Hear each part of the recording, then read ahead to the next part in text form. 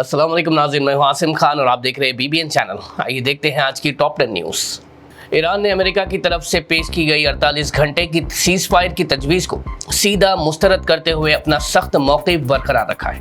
Reports के मुताबिक ये प्रपोजल एक दरमियानी मुल्क के ज़रिए ईरान तक पहुँचाया गया था, लेकिन तेहरान ने इसे कबूल करने से इनकार कर दिया।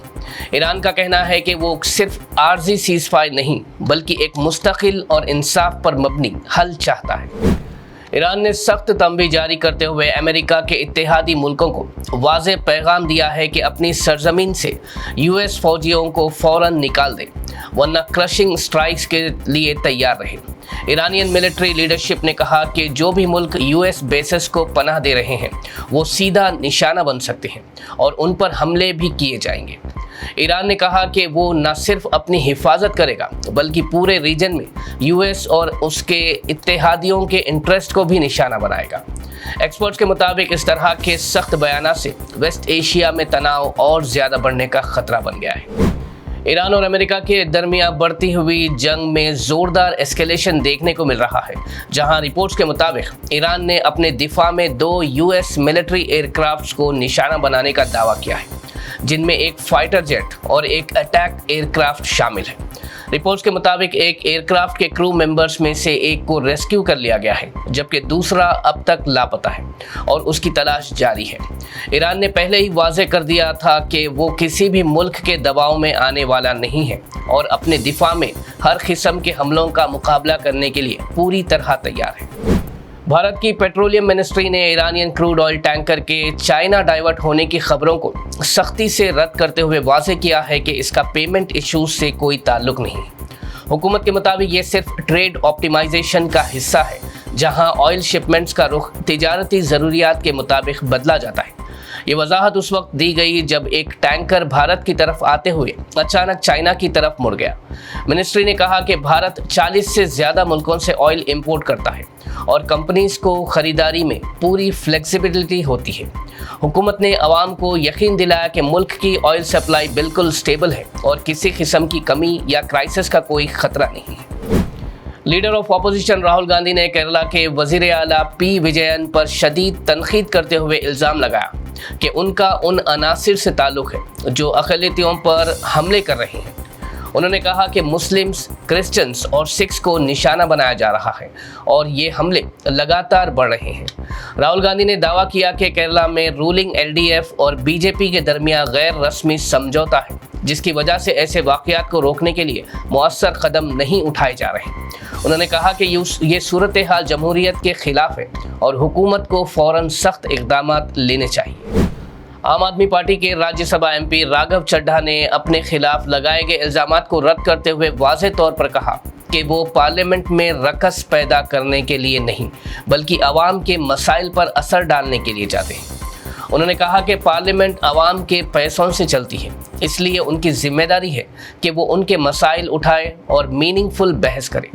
राघव चड्ढा ने अपने वीडियो पैगाम में कहा कि उन पर लगाए गए इल्ज़ामात झूठ पर मबनी है और एक कोऑर्डिनेटेड कैंपेन का हिस्सा है जिसका मकसद उनकी आवाज़ को दबाना है। उन्होंने कहा कि वो हमेशा जीएसटी, महंगाई, बेरोज़गारी, सेहत, तालीम और आवाम के बुनियादी मसाइल पर बात करते रहे हैं और आगे भी करते रहेंगे।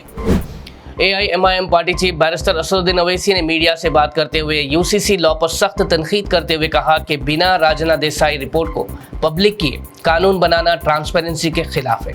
उन्होंने कहा कि हिंदू लॉस को दूसरी कम्युनिटीज़ पर नाफिज करना इसे नॉन यूनिफॉर्म बनाता है और ये मुस्लिम्स के दस्तूरी हुकूक और मजहबी आज़ादी की खुली खिलाफ वर्जी है।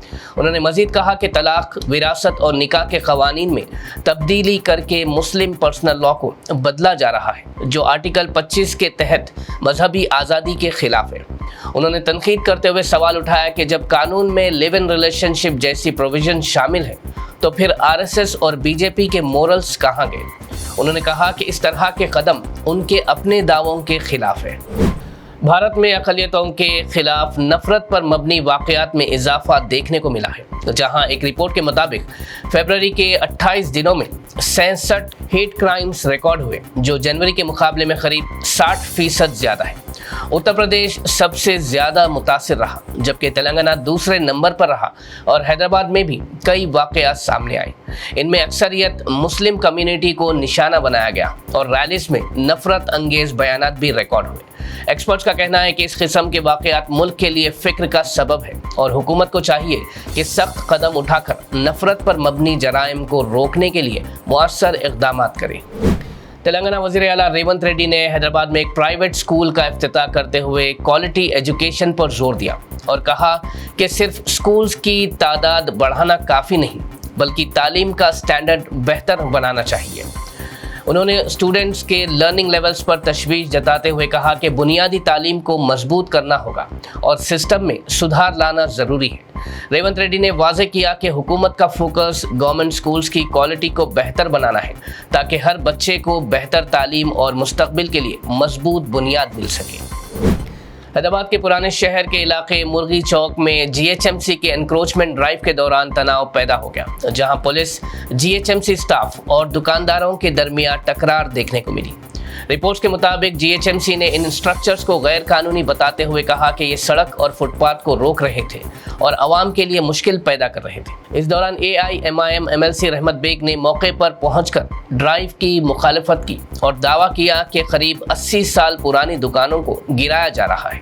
उनकी मुदाखलत के बाद ड्राइव को रोक दिया गया, लेकिन तब तक कई दुकानों को गिरा दिया गया था, जिस पर दुकानदारों ने नाराजगी का इजहार किया और कहा कि उन्हें पहले कोई नोटिस नहीं दिया गया था। नाज़रीन, ये थी आज की टॉप 10 न्यूज़। देखते रहिए BBN चैनल। मुझे दीजिए इजाज़त। अल्लाह हाफिज़।